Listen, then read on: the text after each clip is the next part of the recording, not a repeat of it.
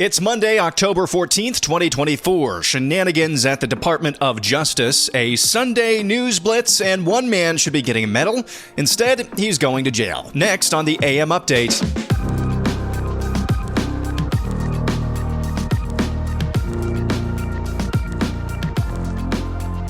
The U.S. Department of Justice is suing Virginia, alleging the Commonwealth removed non-citizens from its voter rolls too close to Election Day. The complaint alleges that the State Board of Elections and Virginia Commissioner of Elections Susan Beals violated the Federal National Voter Registration Act, which mandates that states must complete their maintenance program no later than 90 days before an election under a clause known as the Quiet Period Provision.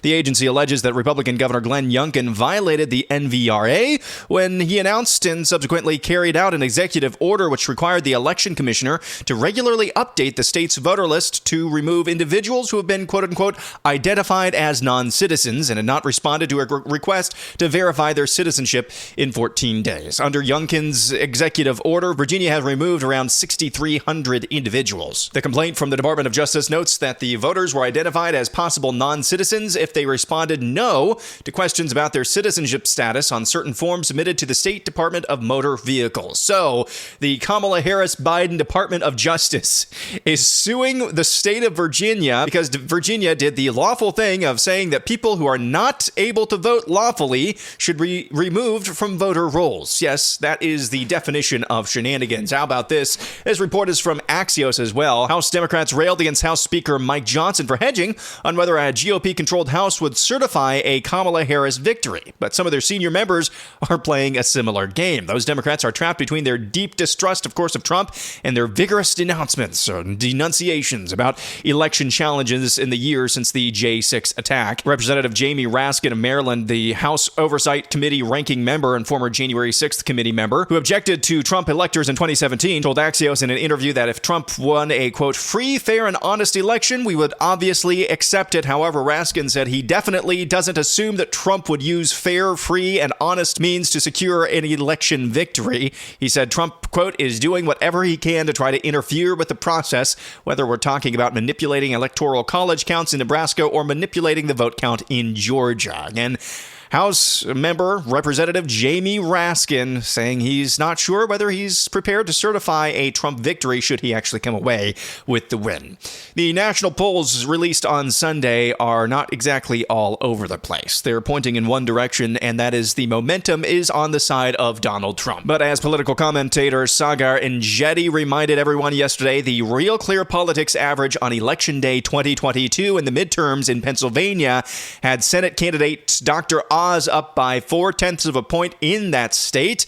John Fetterman, he of the stroke, won by nearly 5 points. So again, this is proof positive. This is one more reminder why I still say when it comes to this election, 2022 happened. If you are not sitting this one out, don't get comfortable. Late last week, Michael Strahan on ABC News interviewed Governor Tim Walz and asked him about Walz's comments saying he wants to get rid of the Electoral College. I want to go back to something you said on Tuesday. You said, I think all of us know the Electoral College needs to go.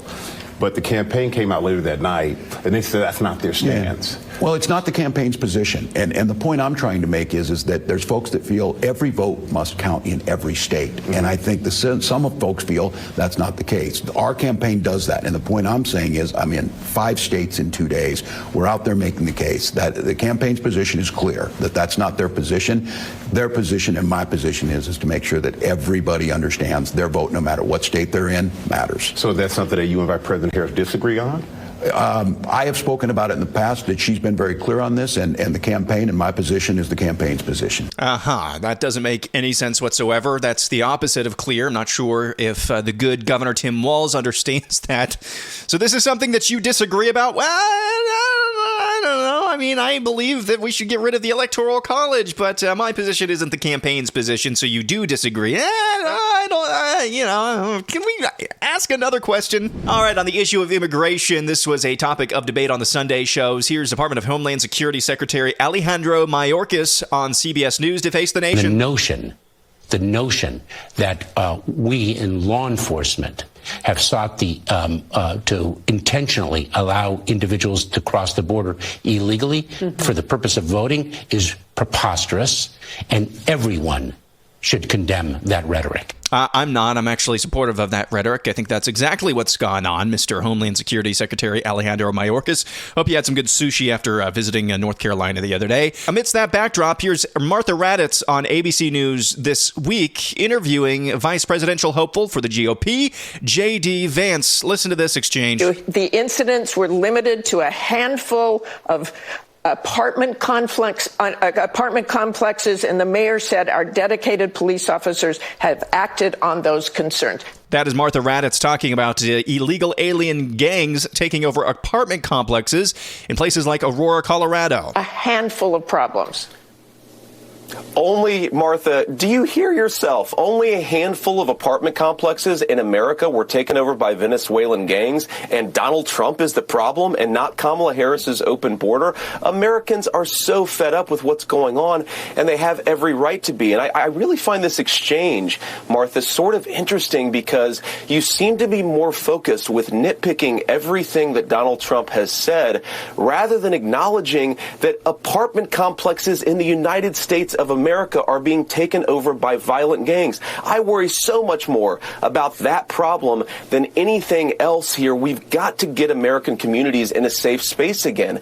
And unfortunately, when you let people in by the millions, most of whom are unvetted, most of whom you don't know who they really are, you're going to have problems like this. Kamala Harris, 94 executive orders that undid Donald Trump's successful border policies. We knew this stuff would happen. They bragged about opening the border, and now we have the consequences, and we're living with it. We can do so much better, but frankly, we're not going to do better, Martha, unless Donald Trump calls this stuff out. I'm glad that he did. That is just excellent from J.D. Vance there, completely nuking to smithereens the narrative from ABC News' Martha Raddatz that it's okay that illegal alien gangs are taking over apartment complexes because it's just a few instances of it.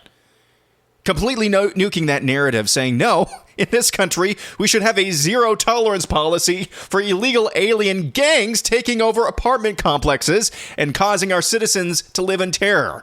Excellent job by J.D. Vance.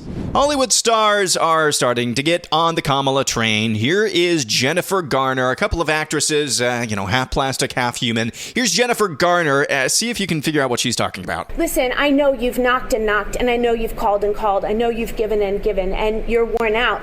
But the truth is, you are the front lines. This is it. I mean, I'm looking at these beautiful faces, these women, and at these strong men. God, is there anything sexier than a man who is like men for Kamala? I believe I now have what the kids call the ick after having listened to that. Here's Julia Roberts. I just hope that all the women here tonight talk to all the men that aren't here tonight, and all you brave men that are here tonight.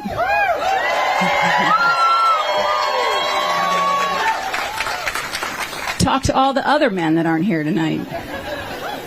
And let's just get it going. Enough with the fighting. Let's get to the uniting. Let's get to the joy. Let's get to the repair. Let's get to prices dropping, rents dropping. Who's president? Let's get to the good stuff so we can start living our lives to the fullest potential that we have. Not a brain cell firing, not a synapse firing, nothing going on up there. That's actress Julia Roberts, preceded by Jennifer Garner. Now, we haven't talked about Kamala Harris. Let's check in on her real quick. Here she is over the weekend. So when we think about what's at stake in this election, whoa, it's packed with some stuff. It's packed with some fundamental stuff. I say rather articulately. The best case scenario there is that she's drunk. The worst case is that she's actually following a teleprompter. And now here's this story from KSL TV in Salt Lake City. A Salt Lake man who sold at least 120,000 fake COVID-19 vaccination record cards during the pandemic was sentenced last week to a year in prison. Nicholas Frank Ciato, a 34-year-old who pleaded guilty to conspiracy to defraud the United States in July, also faces a $40,000 fine and 3 years of probation. Ciato was was living in Weber County when he started an online business printing and selling vaccine cards, quote, mainly to persons in New York who were subject to tighter COVID restrictions. From about March to September of 2021, prosecutors say he used mostly Facebook to sell the cards at $10 each for orders of 10 or more cards and $7.50 each for orders of 100 or more cards.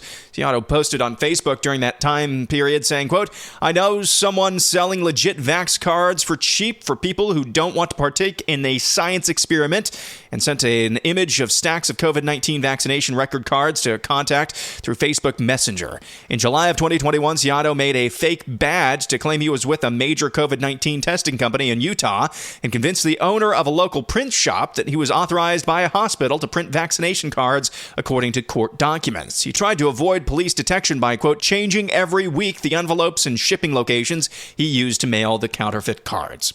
So this man made money off of deception. He was deceiving people by saying that he could print fake vaccination cards. He was helping other people deceive the authorities by showing fake vaccination cards. Was this wrong? Absolutely not. What was evil was being forced to take these COVID jabs in the first place, the science experiment that he talked about there.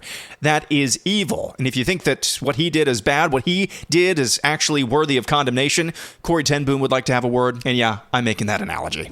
San Diego State women's volleyball player was hit in the face during a match against San Jose State University last week, involving a redshirt senior by the name of Blair Fleming, who's in fact a dude who feels pretty. He is the one who's at the center of the recent controversy that has seen several schools forfeit matches against the team. The incident took place during the second set, with the Aztecs leading 22-12. In a video shared on social media, Fleming spiked the ball, which then hit a San Diego State junior by the name of Kira Heron right in the face. Heron was knocked down after the hit, and the crowd audibly gasped. She quickly got back up to her feet to resume play. The thing that everybody said wasn't happening actually happened again. A dude who feels pretty spiked a volleyball right in the face of a female. And of course, the powers that be are just going to continue to pretend like this stuff just doesn't happen. And finally, maybe the most succinct presentation of the gospel. Here is actor Kirk Cameron with Pastor John MacArthur. If a person will say, I am nothing in and of myself, I want to throw myself into the arms of God to be changed, what does God offer? Forgiveness.